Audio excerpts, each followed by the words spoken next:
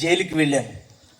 యావజ్జీవ కఠిన కారాల శిక్ష అనుభవిస్తూ జైల్లో ఉన్నాను. నా పక్షాన కానీ నా ముందు కానీ ఎవరు లేరు.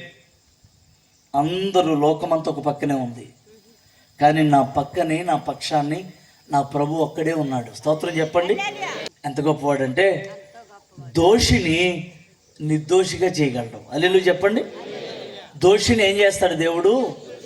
యోబు గ్రంథంలో ఉంటుంది 22:30, నిర్దోషి కానివానినైనా విడిపిస్తాను అని. ఈరోజు నేను విడిపించబడ్డాం నా గొప్పతనం కాదు, లేఖనం నెరవేర్పు. హల్లెలూయా చెప్పండి. తన యందు భయభక్తులు గలవారిని దేవుడు విడిచిపెట్టాడు ఎన్నడు. దోషారోపణ చేయబడి దోషిగా జీవిస్తూ ఉంటే సమాజం అంతా ఒక పక్కనుంటే నేను ఒక్కడనే ఒక పక్కన ఉన్నాను, కానీ నా ప్రభువు నన్ను విడిచిపెట్టలేదు.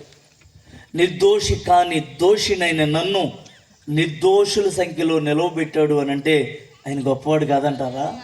స్తోత్రం చెప్పండి. నేను ఒక వ్యక్తిని, ఒక మనిషిని చంపిన వాడినండి, అంతకుణ్ణి. ఈరోజు నాకు ఈ జీవితం లేనివాడిని, కానీ నా ప్రభు నా కోసం దోసేయ్యాడు. హల్లెలూయా. నన్ను రక్షించడం కోసం, నన్ను బ్రతికించడం కోసం, నా సంఖ్యలు విడిపించడం కోసం, నన్ను కాపాడడం కోసం కల్వరి యాగంలో బలి అయిన ప్రభు. స్తోత్రం చెప్పండి. ఆకాశానికి భూమికి మధ్య వేలాడిన క్రీస్తు తన రక్త మాంసములు భూమి మీద చిందించిన వాడే ఈ పాపినైన నన్ను, దోషినైన నన్ను నిర్దోషిగా చేశాడు. హల్లెలూయా. స్తోత్రం చెప్తారు అందరూ. నేను ఒక దోషిని, ఈరోజు నిర్దోషిని అయ్యాను అని అంటే ఎవరి వల్ల జరిగింది కార్యం? నా ప్రభు వల్లే. హల్లెలూయా.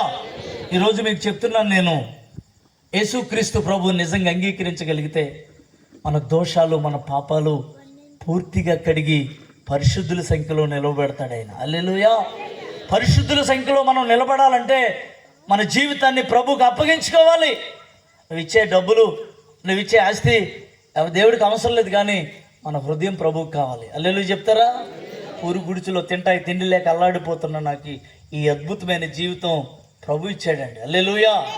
ఎంత అద్భుతమైనటువంటి జీవితంలో దేవుడు నడిపిస్తున్నాడు అని అంటే ప్రభుతో నేను ఉండబట్టి, నాతో ప్రభు ఉండబట్టే ఈ భాగ్యం దక్కింది అని అంటే దేవుడిచ్చిన మహాకృపయే.